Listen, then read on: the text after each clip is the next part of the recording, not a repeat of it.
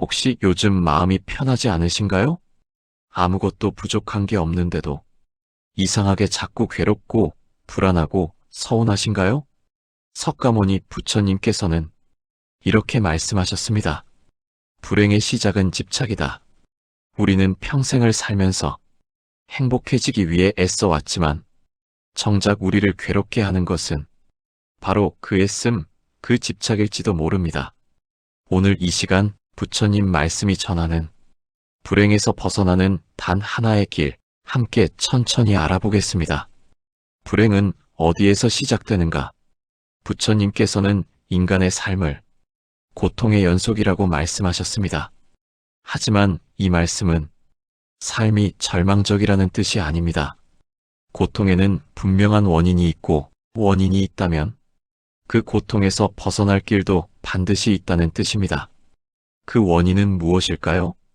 부처님께서는 인간을 괴롭히는 세 가지 뿌리를 말씀하셨습니다. 탐욕, 분노, 어리석음. 이 세 가지 가운데 가장 강력하고 끈질긴 것이 바로 탐욕, 즉 집착입니다. 우리는 자기도 모르게 사람에게 집착하고 과거에 집착하고 돈과 건강, 체면과 인정에 집착합니다. 하지만 부처님께서는 분명히 말씀하십니다. 집착하는 순간 괴로움은 이미 시작되었다. 왜 집착은 우리를 괴롭게 만드는 걸까요? 그것은 바로 집착의 본질이 붙잡으려는 마음이기 때문입니다. 흐르는 물을 손으로 움켜쥐려 하면 어떻게 될까요? 물은 손가락 사이로 빠져나가고 우리 손에는 아무것도 남지 않습니다. 인생의 모든 것이 그렇습니다. 변하지 않는 것은 없고 영원한 것도 없습니다. 그런데 우리는 변하는 것을 붙잡고 변하지 말아라라고 소리칩니다. 흘러가는 것을 붙들고 가지 말아라라고 애원합니다. 그 순간부터 고통이 시작되는 것입니다. 한 노인이 저를 찾아왔습니다. 스님께 물었습니다. 스님, 저는 평생 열심히 일했습니다. 자식들을 잘 키우고 집도 마련했습니다. 이제 편히 쉬어야 할 나이인데 왜 이렇게 마음이 불편한지 모르겠습니다. 스님께서 조용히 물으셨습니다. 어르신, 지금 무엇을 붙잡고 계십니까? 노인은 잠시 생각하더니 대답했습니다. 자식들이 자주 찾아오지 않아서 서운합니다. 예전처럼 제 말을 듣지도 않고요. 건강도 예전 같지 않아서 매일 걱정입니다. 스님께서 말씀하셨습니다. 어르신께서는 지금 세 가지를 붙잡고 계십니다. 자식들의 마음, 과거의 건강, 그리고 어르신 자신의 기대. 그런데 그 세 가지는 모두 어르신의 것이 아닙니다. 자식의 마음은 자식의 것입니다. 우리가 아무리 사랑으로 키웠어도 그들의 마음은 그들의 것입니다. 그들에게도 그들의 인생이 있고 그들이 가야 할 길이 있습니다. 우리가 원하는 대로 살아주기를 바라는 순간 우리는 이미 집착에 빠진 것입니다. 과거의 건강도 마찬가지입니다. 20대의 몸으로 70대를 살 수는 없습니다. 계절이 봄에서 여름으로, 가을로, 겨울로 변하듯이 우리의 몸도 변합니다. 그것은 자연스러운 흐름입니다. 그런데 우리는 예전의 건강을 붙잡으려 합니다. 왜 예전처럼 안 될까? 왜 이렇게 아플까? 변화를 받아들이지 못하고 과거에 집착할 때 괴로움이 찾아옵니다. 어느 할머니가 있었습니다. 남편을 먼저 보내고 혼자 사시는 분이었습니다. 매일 남편 사진 앞에 앉아 눈물을 흘렸습니다. 여보, 당신이 없으니 나는 어떻게 살아요? 당신만 있으면 되는데. 그렇게 5년이 흘렀습니다. 어느 날 손녀가 찾아와 물었습니다. 할머니, 할아버지가 돌아가시기 전에 뭐라고 하셨어요? 할머니는 떨리는 목소리로 말했습니다. 당신은 꼭 행복하게 살아야 한다고, 나 때문에 슬퍼하지 말라고 했지. 손녀가 조용히 말했습니다. 그럼 지금 할머니는 할아버지 말씀을 안 듣고 계시는 거네요? 그 말을 들은 할머니는 한참을 울었습니다. 그리고 깨달았습니다. 자신은 남편을 사랑하는 것이 아니라 남편이 있던 과거에 집착하고 있었다는 것을. 진정으로 남편을 사랑한다면 남편의 마지막 소원을 들어주는 것이 맞다는 것을. 집착과 사랑은 다릅니다. 사랑은 상대를 자유롭게 합니다. 집착은 상대를 붙잡습니다. 사랑은 상대의 행복을 바랍니다. 집착은 내 마음의 평안을 바랍니다. 우리는 종종 집착을 사랑이라고 착각합니다. 내가 이렇게 걱정하는데 이게 사랑이지. 하지만 부처님께서는 말씀하십니다. 집착은 사랑이 아니다. 집착은 내 마음의 불안을 상대에게 전가하는 것이다. 돈에 대한 집착도 마찬가지입니다. 물론 돈은 필요합니다. 먹고 살기 위해, 병원에 가기 위해, 최소한의 안정을 위해 돈은 필요합니다. 하지만 우리는 종종 필요 이상으로 집착합니다. 더 있어야 해. 더 모아야 안심이 돼. 아무리 모아도 불안합니다. 왜냐하면 집착의 본질이 부족함이기 때문입니다. 집착하는 사람은 항상 부족함을 느낍니다. 아무리 많이 가져도 부족합니다. 왜냐하면 그 마음의 뿌리에 불안과 두려움이 자리 잡고 있기 때문입니다. 한 부자가 있었습니다. 재산이 수십억이 넘었지만 매일 불안해했습니다. 이 돈을 다 쓰면 어쩌지? 병원비가 많이 나오면 어쩌지? 결국 병이 났습니다. 병원에 입원했지만 병원비가 아까워서 제대로 치료받지 않으려 했습니다. 의사가 말했습니다. 환자분, 돈을 아끼시려고 치료를 미루시면 더 큰 병이 될 수 있습니다. 그제야 부자는 깨달았습니다. 돈을 지키려고 건강을 망치고 있다는 것을. 돈은 쓰라고 있는 것인데 돈에 집착하느라 정작 돈을 제대로 쓰지 못하고 있다는 것을. 부처님께서는 말씀하십니다. 집착은 우리를 가난하게 만든다. 아무리 많이 가져도 부족함을 느끼게 만들기 때문이다. 인정에 대한 집착도 우리를 괴롭힙니다. 사람들이 날 어떻게 생각할까? 저 사람은 날 무시하는 것 같아. 나이가 들수록 이런 생각이 더 커지기도 합니다. 예전에는 아랫사람들이 존중해줬는데 이제는 무시당하는 것 같고, 예전에는 중요한 사람이었는데 이제는 아무도 찾지 않는 것 같고, 그래서 더 인정받으려 애씁니다. 자식들 앞에서, 친구들 앞에서, 옛 직장 동료들 앞에서. 나 아직 이만큼 하는 사람이야. 하지만 그럴수록 마음은 더 피곤해집니다. 왜냐하면 다른 사람의 인정은 우리가 통제할 수 없는 것이기 때문입니다. 아무리 애써도 누군가는 우리를 안 좋게 볼 수 있습니다. 아무리 잘해도 누군가는 무시할 수 있습니다. 우리가 통제할 수 없는 것에 집착하면 우리는 영원히 불안할 수밖에 없습니다. 어느 스님께서 이런 이야기를 하셨습니다.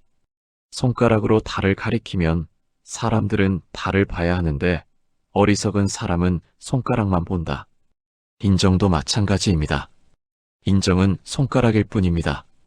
정작 중요한 것은 내가 어떤 사람인가, 내가 어떻게 살고 있는가입니다. 그런데 우리는 손가락에만 집착합니다. 저 사람이 날 인정해주나 안 해주나. 정작 중요한 내 삶은 돌보지 않고 말입니다. 그렇다면 어떻게 해야 할까요? 부처님께서는 말씀하십니다. 집착을 내려놓아라. 그러면 자유로워질 것이다. 하지만 이 말을 듣고 많은 사람이 오해합니다. 집착을 내려놓으라는 것은 아무것도 사랑하지 말라는 뜻인가요? 아무것도 바라지 말라는 뜻인가요? 아닙니다. 내려놓는다는 것은 사랑하지 말라는 뜻이 아닙니다. 바라지 말라는 뜻도 아닙니다. 내려놓는다는 것은 붙잡지 말라는 뜻입니다. 자식을 사랑하되 자식의 인생을 붙잡지 마십시오. 건강을 돌보되 과거의 건강에 붙잡히지 마십시오. 돈을 모으되 돈의 마음을 빼앗기지 마십시오. 인정받으면 감사히 여기되 인정에 집착하지 마십시오. 한 농부가 있었습니다. 평생 농사를 지으며 살아온 분이었습니다. 나이가 들어 더 이상 농사를 짓기 힘들어졌을 때 아들에게 밭을 물려줬습니다. 하지만 마음이 편치 않았습니다. 아들이 제대로 하고 있을까? 내가 하던 방식대로 해야 하는데. 매일 밭에 나가서 이것저것 간섭했습니다. 아들이 말했습니다. 아버지, 제가 이제 할 수 있으니 걱정하지 마세요. 하지만 농부는 놓지 못했습니다. 결국 아버지와 아들 사이에 갈등이 생겼습니다. 그때 동네 어른이 말했습니다. 자네는 밭을 물려준 게 아니라 아직도 붙잡고 있네. 진정으로 물려주고 싶다면 아들을 믿고 손을 놓게. 그 말을 듣고 농부는 깨달았습니다. 자신이 밭에 집착하고 있다는 것을. 그날부터 농부는 밭에 가지 않았습니다. 처음에는 불안했습니다. 잘하고 있을까? 망치지는 않을까? 하지만 며칠이 지나자 마음이 편해졌습니다. 그리고 깨달았습니다. 손을 놓으니 오히려 아들과의 관계가 좋아진다는 것을. 더 이상 간섭하지 않으니 아들이 스스로 찾아와 이야기를 나눈다는 것을. 집착을 놓으니 오히려 더 가까워진 것입니다. 이것이 부처님께서 말씀하신 자유입니다.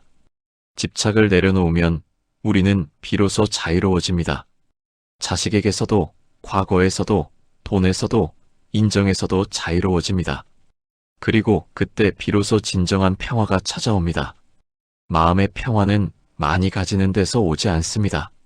집착을 내려놓는 데서 옵니다. 부처님께서는 이렇게 말씀하셨습니다. 손을 펴면 세상 모든 것을 담을 수 있다. 하지만 손을 쥐면 아무것도 담을 수 없다. 지금 이 순간 우리는 무엇을 쥐고 있습니까? 그것을 내려놓을 용기가 있습니까? 내려놓는다고 해서 잃는 것이 아닙니다. 오히려 얻게 됩니다. 자유를, 평화를, 그리고 진정한 행복을. 모든 것은 변합니다. 무상. 부처님 가르침의 핵심은 무상함을 깨닫는 것입니다. 이 세상에 변하지 않는 것은 하나도 없습니다. 젊음도, 건강도, 사람의 마음도, 관계도, 내 생각마저도 모두 변합니다. 그런데 우리는 변하지 않기를 바라며 삽니다. 저 사람은 영원히 내 곁에 있어야 해. 이 건강만큼은 잃고 싶지 않아. 이만큼 쌓아온 것은 절대 사라지면 안 돼. 바로 여기서 괴로움이 시작됩니다. 부처님께서는 말씀하셨습니다. 변하는 것을 붙잡으려는 마음이 곧 고통이다. 왜 변화는 우리를 두렵게 만드는 걸까요?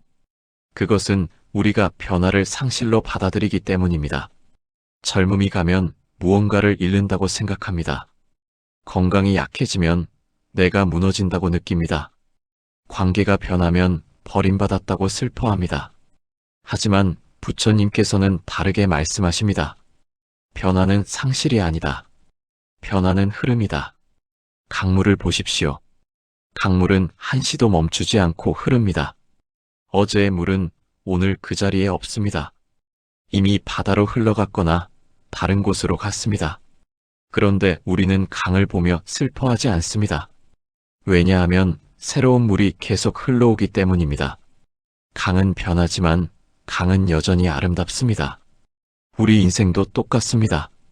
어제의 내가 오늘의 나와 같지 않습니다. 오늘의 나는 내일이면 또 달라질 것입니다. 하지만 그것이 상실일까요? 아닙니다. 그것은 흐름입니다.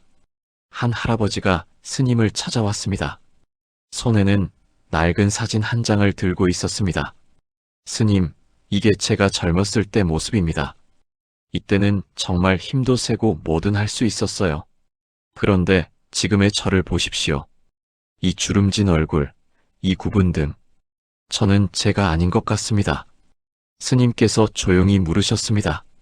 어르신, 사진 속 그분이 진짜 어르신입니까? 아니면 지금 제 앞에 계신 분이 진짜 어르신입니까? 할아버지는 잠시 생각하다 대답했습니다. 둘 다 저입니다. 스님께서 미소 지으며 말씀하셨습니다. 맞습니다. 둘 다 어르신입니다. 그런데 어르신은 왜 사진 속 모습만 진짜라고 생각하십니까? 지금 이 순간의 어르신도 진짜이고 그 자체로 완전합니다. 할아버지는 말했습니다. 하지만 그때는 할 수 있는 게 많았잖아요. 지금은 아무것도 못해요. 스님께서 물으셨습니다. 정말 아무것도 못하십니까? 지금 이렇게 절에 오실 수 있고 저와 이야기를 나누고 계시지 않습니까? 젊었을 때 어르신은 이런 깊은 이야기를 나눌 수 있었습니까? 할아버지는 고개를 저었습니다. 그때는 그럴 여유가 없었죠. 먹고 살기 바빴으니까요. 스님께서 말씀하셨습니다. 보십시오. 젊었을 때는 젊음이 주는 선물이 있었습니다. 힘이 있었고 빠르게 움직일 수 있었습니다. 하지만 지금은 다른 선물이 있습니다. 천천히 걸으며 풍경을 볼 수 있고 깊이 생각할 수 있고 인생을 돌아볼 수 있습니다. 이것은 젊었을 때는 가질 수 없던 선물입니다. 우리는 늘 잃어버린 것만 생각합니다. 예전의 건강, 예전의 외모, 예전의 능력. 하지만 우리는 새롭게 얻은 것은 보지 못합니다. 나이가 들면서 생기는 지혜를, 오랜 세월을 살며 쌓인 경험을, 고통을 겪으며 깊어진 이해를, 젊었을 때는 몰랐던 소중함을 아는 마음을, 이것들은 젊음으로는 얻을 수 없는 것들입니다. 한 할머니가 있었습니다. 손주들을 돌보며 사는 분이었습니다. 어느 날 손주가 물었습니다. 할머니는 왜 이렇게 주름이 많아요? 할머니는 잠시 슬퍼하는 표정을 지었습니다. 하지만 곧 미소를 지으며 말했습니다. 이 주름 하나하나가 할머니가 살아온 이야기란다. 이 주름은 내 엄마를 낳고 기르며 생긴 거고, 이 주름은 힘들 때 웃으며 견디느라 생긴 거야.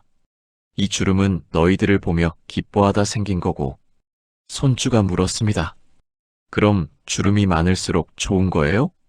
할머니가 대답했습니다. 그래, 주름이 많다는 건 그만큼 많이 살았다는 거니까.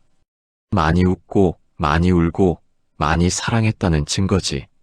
그날 이후 할머니는 거울을 볼 때마다 달라졌습니다. 주름을 보며 한숨 쉬는 대신 자신이 살아온 세월을 떠올렸습니다.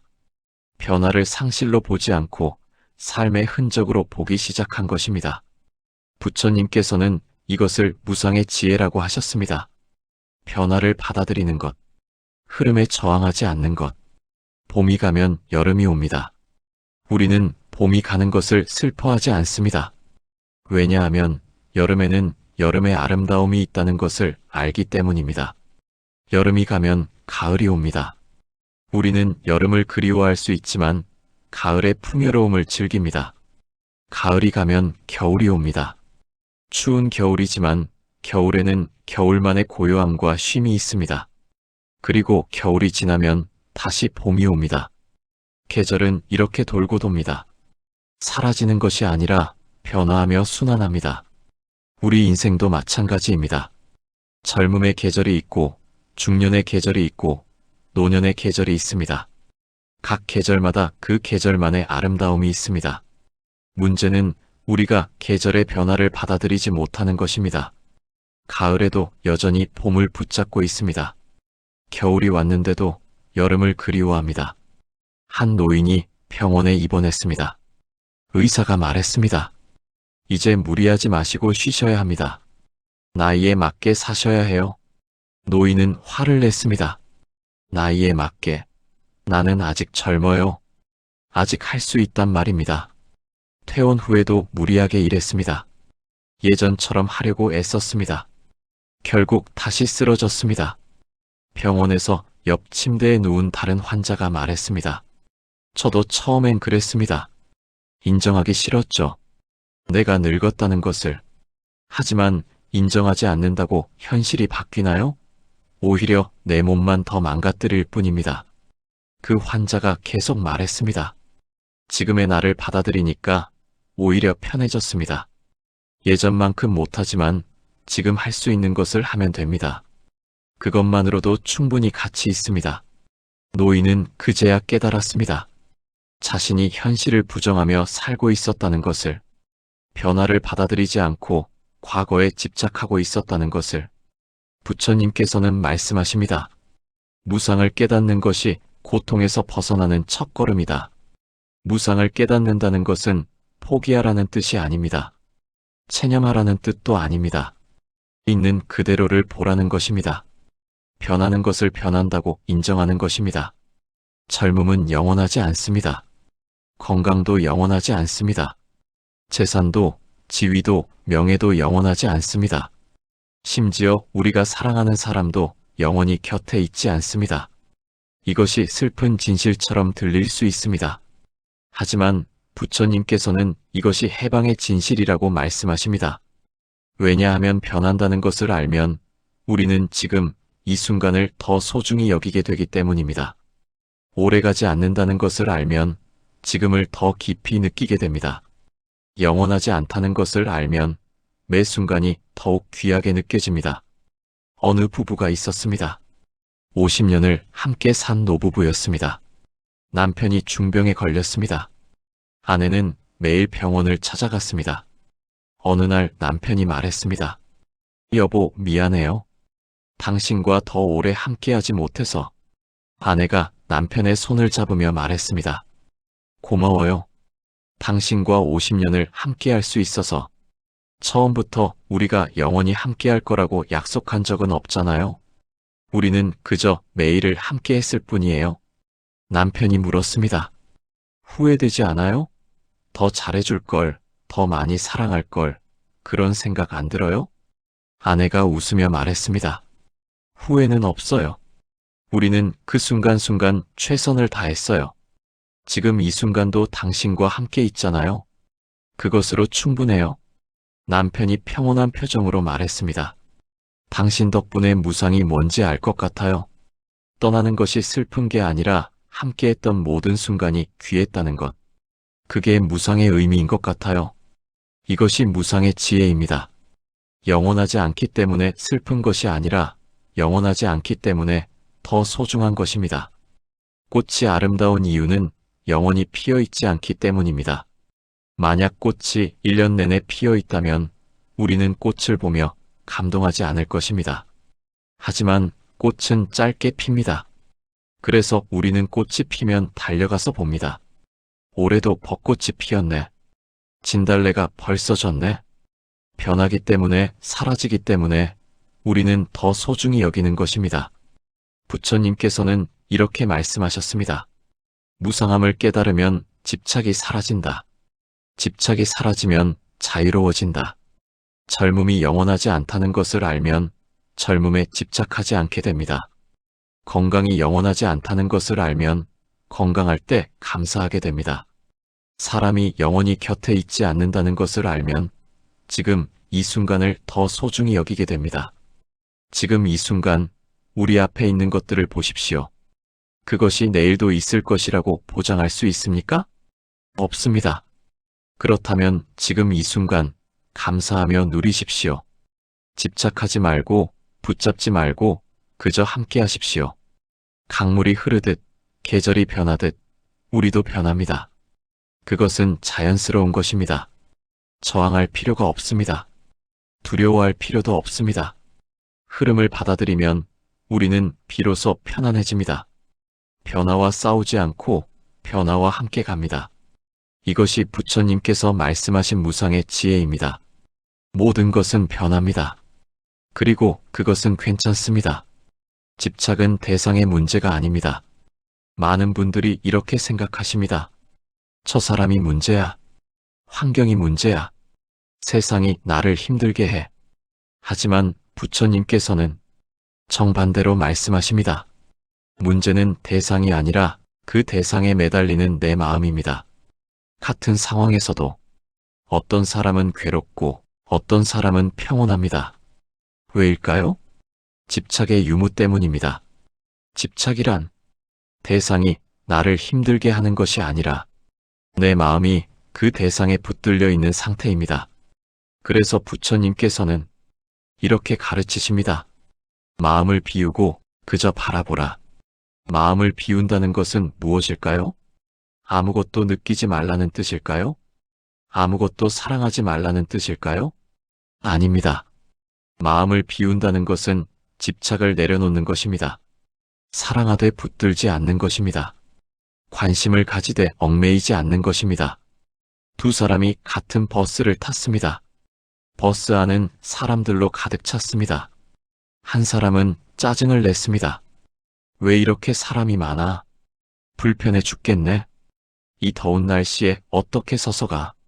계속 한숨을 쉬고 주변 사람들을 밀치고 불편한 표정을 지었습니다.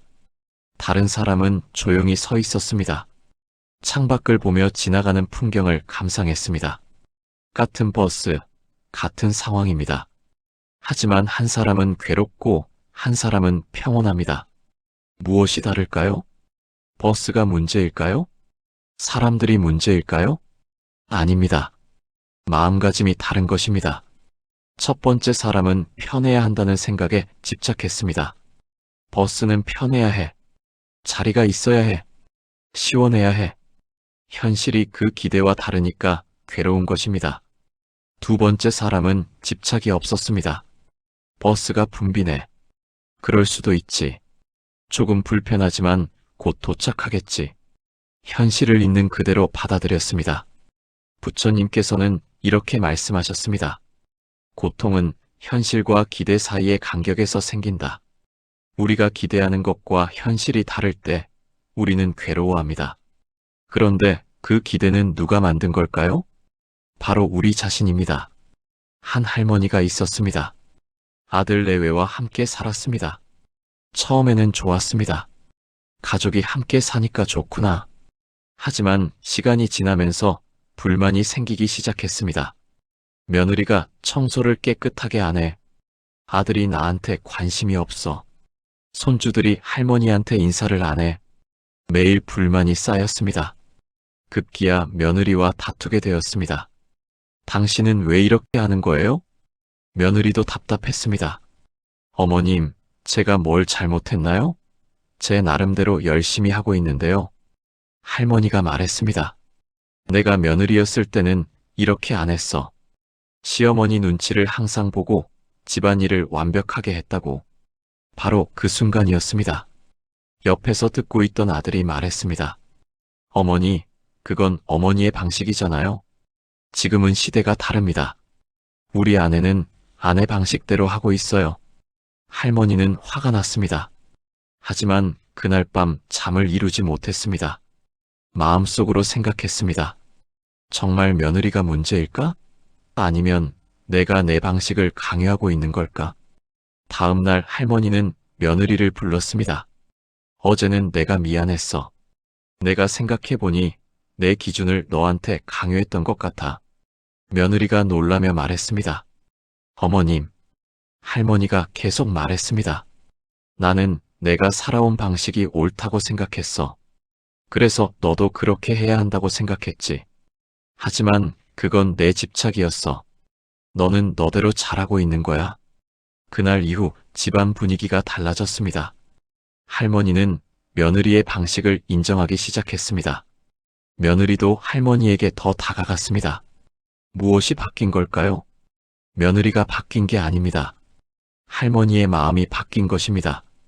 집착을 내려놓으니 관계가 편해진 것입니다. 부처님께서는 말씀하십니다. 세상을 바꾸려 하지 말고 내 마음을 바꾸어라. 우리는 늘 다른 사람이 바뀌기를 바랍니다. 저 사람이 이렇게만 해주면 좋겠어. 세상이 이렇게만 되면 좋겠어. 하지만 우리는 다른 사람을 바꿀 수 없습니다. 세상을 내 뜻대로 바꿀 수도 없습니다. 우리가 바꿀 수 있는 것은 오직 하나입니다. 내 마음입니다. 한 노인이 공원에 앉아 있었습니다. 옆에 다른 노인이 와서 앉았습니다. 투덜거리기 시작했습니다. 요즘 세상 참 살기 힘들어. 물가는 오르고 젊은 사람들은 노인들을 무시하고 정치는 엉망이고. 첫 번째 노인이 조용히 듣고 있었습니다. 투덜거리던 노인이 물었습니다. 당신은 안 힘들어요? 첫 번째 노인이 대답했습니다. 힘든 건 당연하죠. 하지만 제가 투덜거린다고 세상이 바뀌나요? 그럼 어떻게 해요? 나는 내가 할 수 있는 것을 합니다. 오늘 날씨가 좋으니 공원을 산책하고 저기 꽃이 예쁘게 피었으니 구경하고 집에 가면 손주한테 전화해서 안부 물어보고 그것만으로도 하루가 괜찮습니다. 투덜거리던 노인이 말했습니다. 그게 뭐가 대수라고요? 세상은 여전히 힘든데. 첫 번째 노인이 웃으며 말했습니다. 세상이 힘든 건 사실입니다. 하지만 내가 힘들게 살 것인지 그래도 괜찮게 살 것인지는 제가 선택할 수 있습니다. 이것이 집착을 내려놓은 마음입니다. 세상이 완벽하기를 바라지 않습니다. 사람들이 내 뜻대로 행동하기를 기대하지 않습니다. 그저 있는 그대로를 받아들이고 내가 할 수 있는 것을 합니다. 그러면 마음이 편해집니다. 많은 분들이 이렇게 말씀하십니다. 그럼 아무것도 하지 말라는 거예요? 그냥 포기하고 살라는 거예요? 아닙니다. 부처님께서는 포기하라고 하신 적이 없습니다. 집착을 내려놓으라는 것과 포기하라는 것은 전혀 다릅니다. 포기는 무기력입니다. 어차피 안 돼. 뭐하러 해? 집착을 내려놓는 것은 자유입니다. 해보자. 하지만 내 뜻대로 안 되어도 괜찮아. 한 사업가가 있었습니다. 평생 사업을 키우며 살았습니다. 나이가 들어 아들에게 사업을 물려줬습니다. 하지만 마음이 불편했습니다. 아들이 잘할까? 내가 쌓아놓은 것을 망치는 건 아닐까? 매일 회사에 찾아가서 간섭했습니다. 이건 이렇게 하는 게 아니야. 내가 하던 방식대로 해. 아들이 말했습니다. 아버지, 시대가 바뀌었어요. 이제는 다르게 해야 합니다. 하지만 사업가는 듣지 않았습니다. 결국 아버지와 아들 사이에 갈등이 생겼습니다. 사업도 제대로 되지 않았습니다. 아버지는 간섭하고 아들은 반발하고 직원들은 혼란스러워했습니다. 그때 오랜 친구가 말했습니다. 자네는 지금 사업을 물려준 게 아니라 아들을 통제하고 있네. 물려줬으면 놓아줘야지. 사업가가 말했습니다. 하지만 내가 평생 쌓아온 건데 어떻게 그냥 놔둬요? 친구가 말했습니다. 자네가 놓지 않으면 결국 다 무너질 걸세. 아들도 지치고 자네도 지치고 회사도 망가지고 진짜 사업을 살리고 싶다면 손을 놓게. 사업가는 고민했습니다.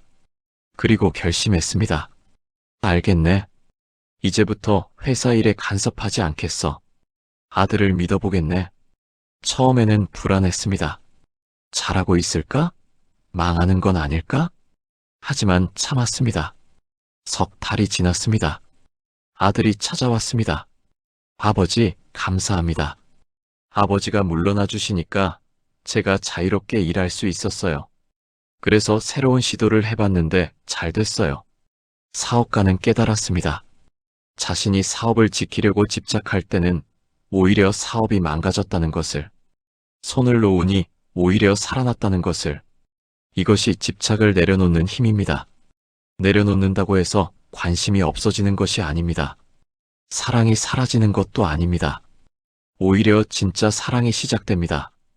통제가 아닌 신뢰, 강요가 아닌 존중, 집착이 아닌 자유. 부처님께서는 이렇게 말씀하셨습니다. 손을 펴면 모든 것을 담을 수 있다. 하지만 손을 쥐면 아무것도 담을 수 없다. 우리가 집착하며 움켜쥘 때 우리는 오히려 잃습니다. 관계를 잃고 평화를 잃고 자유를 잃습니다. 하지만 손을 펴고 내려놓으면 모든 것이 제자리를 찾습니다. 그저 바라본다는 것은 무엇일까요? 판단하지 않고 보는 것입니다. 평가하지 않고 보는 것입니다. 바꾸려 하지 않고 보는 것입니다. 비가 옵니다. 우리는 비를 보며 좋다, 나쁘다 판단하지 않습니다. 그냥 비가 오는구나 라고 받아들입니다. 바람이 붑니다. 우리는 바람을 보며 화내지 않습니다. 그냥 바람이 부는구나 라고 느낍니다. 사람도 마찬가지입니다. 상황도 마찬가지입니다. 있는 그대로 보면 집착이 사라집니다. 한 스님께서 이런 이야기를 하셨습니다. 제자들에게 물었습니다. 나무를 보고 무엇이 보이느냐고. 한 제자는 말했습니다. 아름다운 나무입니다. 다른 제자는 말했습니다. 나무가 너무 작습니다. 또 다른 제자는 말했습니다. 가지치기를 해야겠습니다. 스님께서 말씀하셨습니다. 너희는 나무를 본 것이 아니라 너희의 생각을 본 것이다. 나무는 그저 나무로 서 있을 뿐인데 너희가 거기에 판단과 평가를 붙였다. 우리는 세상을 있는 그대로 보지 않습니다. 우리의 생각, 기대, 판단을 통해서 봅니다. 그래서 같은 것을 보고도 사람마다 다르게 느낍니다. 문제는 세상이 아니라 우리의 시선입니다. 지금 이 순간 한번 연습해 보십시오. 주변을 둘러보십시오. 이건 좋다, 저건 싫다 판단하지 말고 그저 보십시오. 호흡을 느껴보십시오. 편하다, 불편하다 평가하지 말고 그저 느껴보십시오. 이것이 바로 집착 없이 바라보는 것입니다. 이렇게 연습하다 보면 서서히 마음이 편해집니다. 세상이 바뀌지 않아도 내 마음이 편해집니다. 사람이 바뀌지 않아도 내 마음이 평온해집니다. 부처님께서는 이것을 해탈이라고 하셨습니다. 집착의 사슬에서 벗어나는 것, 내 마음이 나를 괴롭히는 상태에서 벗어나는 것, 자유로워지는 것, 그 자유는 멀리 있지 않습니다. 지금 이 순간 집착을 내려놓으면 자유는 바로 여기 있습니다. 수행이란 무엇인가? 부처님께서 말씀하신 수행은 어렵고 복잡한 것이 아닙니다. 지금 내게 일어나는 일을 판단하지 않고 평가하지 않고 그저 지켜보는 것입니다. 기쁠 때도 기쁨이 일어나는구나. 괴로울 때도 괴로움이 지나가고 있구나. 이렇게 바라보기 시작하면 놀라운 변화가 일어납니다. 집착이 서서히 느슨해지고 마음이 가벼워집니다. 부처님께서는 말씀하셨습니다. 집착을 버리면 어떤 것도 그대를 괴롭힐 수 없다. 그렇다면 구체적으로 어떻게 수행해야 할까요? 많은 분들이 수행이라고 하면 산속에 들어가야 한다고 생각합니다. 절에 가서 스님처럼 살아야 한다고 생각합니다. 하지만 부처님께서는 그렇게 말씀하지 않으셨습니다. 수행은 일상에서 이루어집니다. 밥을 먹을 때, 걸을 때, 말할 때, 심지어 화가 날 때도 수행입니다. 한 제자가 부처님께 물었습니다. 부처님, 저는 언제 수행을 시작해야 합니까? 부처님께서 대답하셨습니다. 지금 이 순간이다. 지금 내가 호흡하고 있지 않느냐? 그것이 수행이다. 제자가 어리둥절해하며 물었습니다. 그냥 숨 쉬는 것이 수행입니까? 부처님께서 말씀하셨습니다. 숨을 쉬되 숨 쉬는 것을 알아차리는 것이 수행이다. 걷되 걷고 있음을 아는 것이 수행이다. 먹되 먹고 있음을 깨닫는 것이 수행이다. 우리는 대부분 자동으로 살아갑니다. 밥을 먹으면서 텔레비전을 봅니다. 걸으면서 핸드폰을 봅니다. 대화를 하면서 다른 생각을 합니다. 몸은 여기 있지만 마음은 다른 곳에 있습니다. 이것을 부처님께서는 무명이라고 하셨습니다. 깨어있지 않은 상태, 지금 이 순간에 있지 않은 상태. 한 할머니가 있었습니다. 매일 공원을 산책했습니다. 하지만 산책하면서도 마음은 쉬지 못했습니다. 어제 며느리가 한 말이 왜 그렇게 마음에 걸리지? 내일 병원 검사 결과가 안 좋으면 어떡하지? 아들이 요즘 너무 바빠 보이는데 건강은 괜찮을까? 공원을 한 바퀴 돌았는데 무엇을 봤는지 기억이 나지 않았습니다. 어떤 꽃이 피었는지, 어떤 사람을 만났는지, 날씨가 어땠는지. 몸은 산책했지만 마음은 산책하지 않았습니다. 어느 날 공원에서 스님을 만났습니다. 스님도 산책을 하고 계셨습니다. 할머니가 인사를 하며 물었습니다. 스님, 저도 매일 산책하는데 왜 마음이 편하지 않을까요? 스님께서 조용히 물으셨습니다. 어르신, 지금 이 길을 걸으면서 무엇을 느끼셨습니까? 할머니가 대답했습니다. 글쎄요, 잘 모르겠습니다. 스님께서 말씀하셨습니다. 그것이 답입니다. 어르신은 걷고 계시지만 걷고 있지 않으십니다. 몸만 움직이고 마음은 과거나 미래에 가 있습니다. 그날부터 할머니는 다르게 산책했습니다. 걸으면서 발걸음을 느꼈습니다. 오른발이 땅에 닿는구나. 왼발이 올라가는구나. 바람이 불면 바람을 느꼈습니다. 시원한 바람이 얼굴을 스치는구나. 꽃이 보이면 꽃을 봤습니다. 노란 꽃이 피었구나. 예쁘네. 며칠이 지나자 신기한 일이 일어났습니다. 같은 공원을 걷는데 완전히 다른 곳 같았습니다. 전에는 보이지 않던 것들이 보였습니다.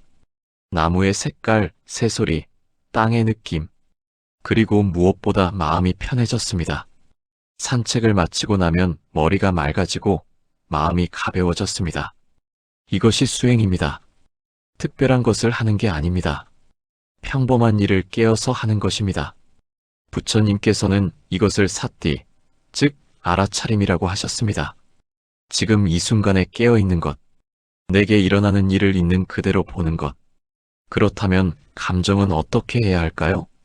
화가 날 때, 슬플 때, 불안할 때는 어떻게 해야 할까요? 많은 분들이 이렇게 생각하십니다. 수행을 하면 화가 나지 않을 거야. 수행을 하면 슬프지 않을 거야. 하지만 부처님께서는 그렇게 말씀하지 않으셨습니다. 부처님께서도 화가 나셨고 슬퍼하셨습니다.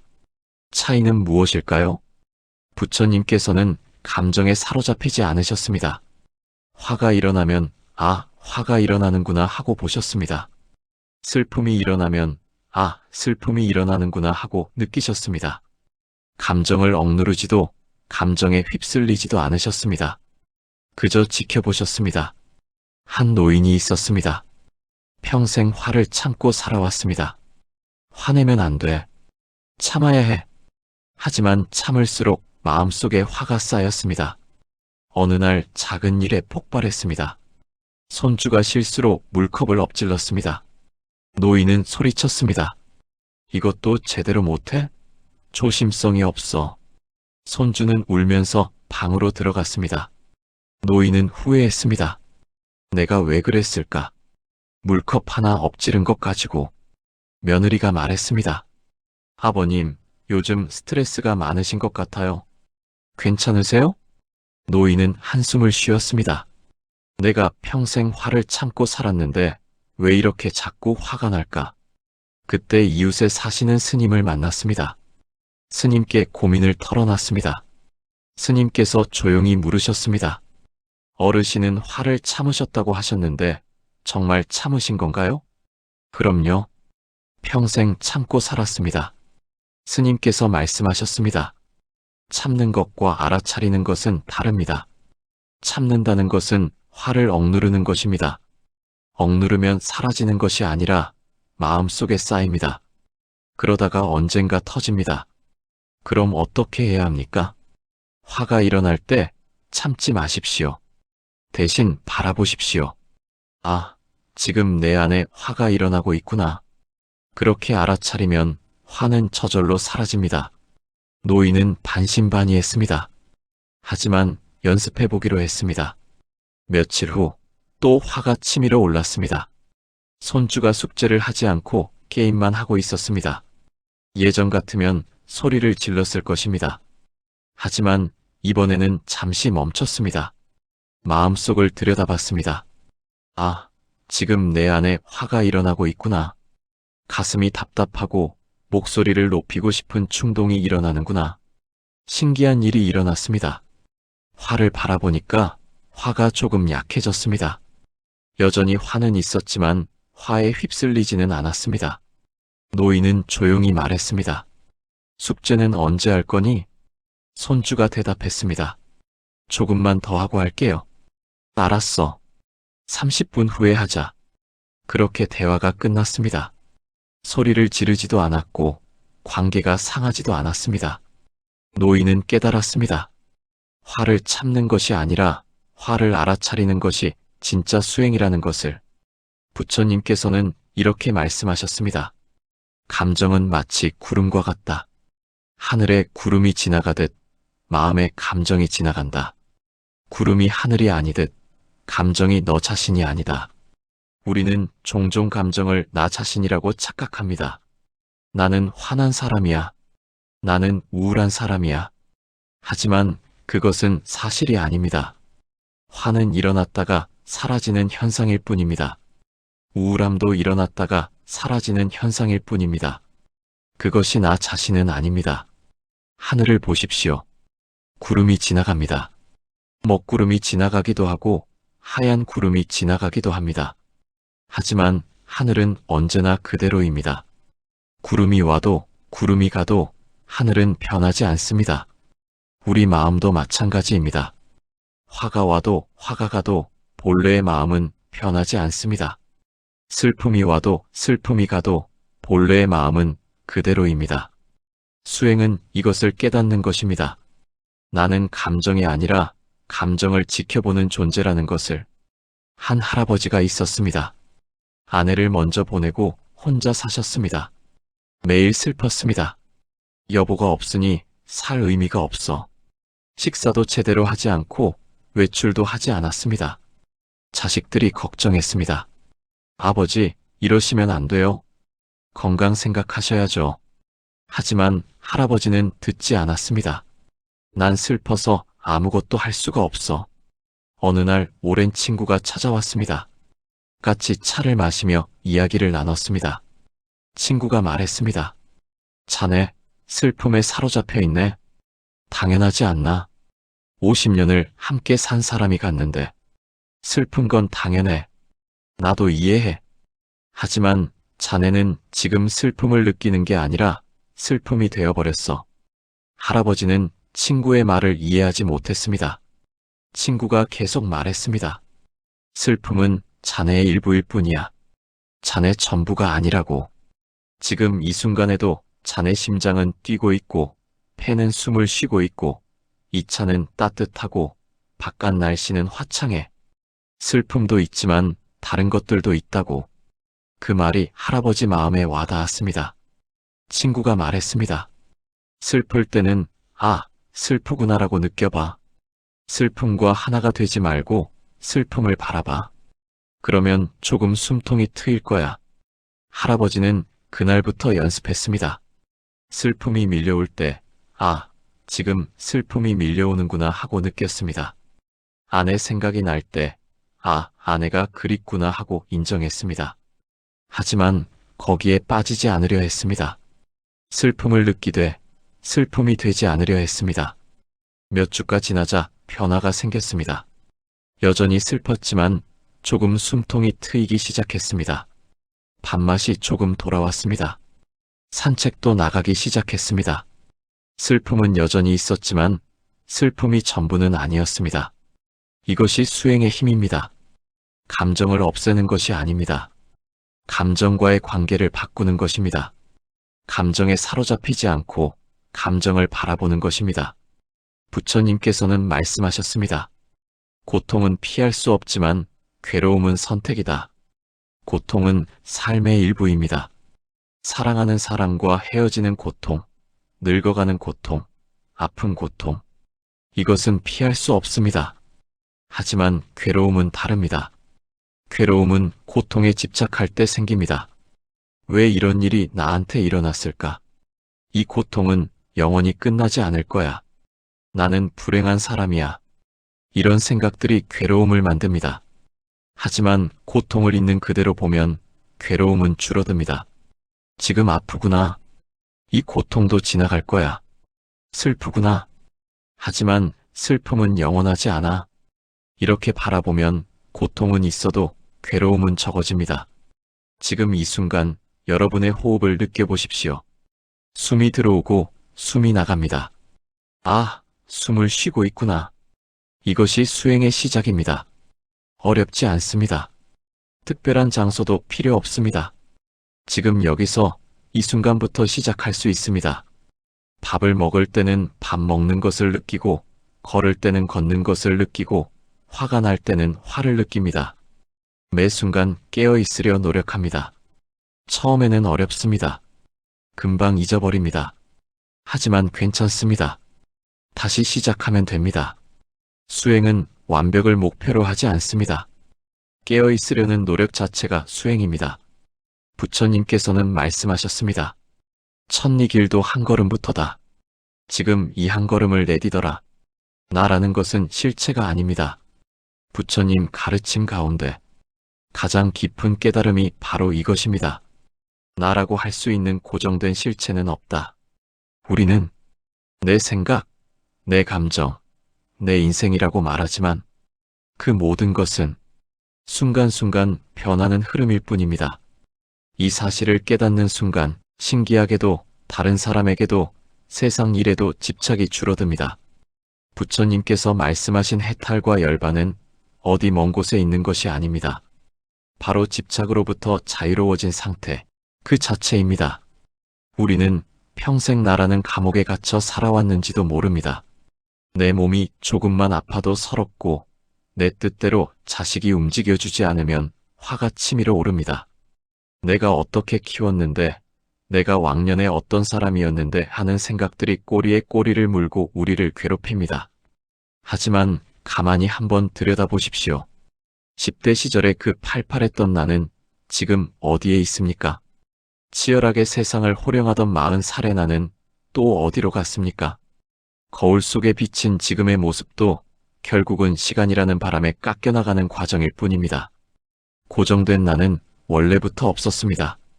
우리는 그저 인연에 따라 잠시 머물다 가는 구름과 같습니다. 이 이치를 마음으로 받아들이면 참으로 신기한 일이 일어납니다. 그토록 움켜쥐려 했던 자식에 대한 집착이 스르르 풀리기 시작합니다. 내 자식인데 왜 내 마음을 몰라줄까 하던 서운함이 사라집니다. 자식 또한 인연에 따라 잠시 나를 거쳐가는 독립된 흐름임을 알게 되기 때문입니다. 누군가 나에게 서운한 말을 했을 때도 마찬가지입니다. 나라는 실체가 없는데 대체 누가 상처를 입고 누가 화를 낸단 말입니까? 그저 바람이 지나가듯 소리가 들려왔다 사라지듯 흘려보낼 수 있게 됩니다. 비로소 타인의 시선에서 자유로워지고 세상의 풍파에 흔들리지 않는 단단한 마음의 뿌리가 생기는 것입니다. 어르신 여러분, 이제는 무거운 짐을 내려놓을 시간입니다. 우리가 짊어지고 온 그 수많은 내 것이라는 보따리를 하나씩 풀어보십시오. 내 명예, 내 재산, 내 자존심이라는 이름의 돌덩이들이 사실은 허공에 쓴 글씨와 같습니다. 손을 꽉 쥐고 있으면 아무것도 잡을 수 없지만 손바닥을 활짝 펴면 온 세상의 공기를 가질 수 있습니다. 집착을 놓는다는 것은 삶을 포기하는 것이 아닙니다. 오히려 삶의 모든 순간을 있는 그대로 온전히 누리겠다는 가장 적극적인 선택입니다. 내 마음의 파도가 잦아들면 비로소 주변의 아름다움이 보이기 시작합니다. 한번 이렇게 읊조려 보십시오. 오면 오는 대로 가면 가는 대로 그저 흐르게 두자. 억지로 막으려 하지 말고 억지로 붙잡으려 하지 마십시오. 건강이 조금 나빠져도 내 몸이 나에게 쉬어가라고 신호를 주는구나 하며 받아들이십시오. 사람이 떠나가도 그분과의 인연이 여기까지였구나 하며 평온하게 뒷모습을 바라봐 주십시오. 그것이 바로 부처님이 말씀하신 해탈의 첫걸음입니다. 거창한 수행이 필요한 것이 아닙니다. 지금 이 순간 내가 쥐고 있는 고집 한 조각을 내려놓는 것, 그것이 바로 열반입니다. 인생의 황혼기에 접어든 지금이야말로 우리는 가장 지혜로운 사람이 될 수 있습니다. 젊은 날의 혈기는 사라졌지만 대신 만물을 포용할 수 있는 깊은 이해가 생겼습니다. 나라는 좁은 틀을 깨고 나면 세상 모든 사람이 나의 가족이고 대지 위의 모든 생명이 나의 친구가 됩니다. 내가 사라진 자리에 사랑이 깃들고 내 욕심이 사라진 자리에 평화가 머뭅니다. 남은 여정은 그저 가볍게 걸어가십시오. 무거운 배낭을 벗어던진 여행자처럼 가벼운 발걸음으로 하루하루를 맞이하십시오. 마지막 순간에 우리가 가져갈 수 있는 것은 아무것도 없습니다. 오직 내가 베풀었던 따뜻한 마음과 집착 없이 비워낸 맑은 영혼뿐입니다. 오늘 하루 나라는 생각을 조금만 덜어내 보시기 바랍니다. 비워진 만큼 당신의 마음에는 우주보다 넓은 평온함이 찾아올 것입니다. 당신은 이미 그 자체로 완성된 존재입니다. 애쓰지 않아도 집착하지 않아도 당신의 삶은 이미 충분히 아름다운 꽃을 피우고 있습니다.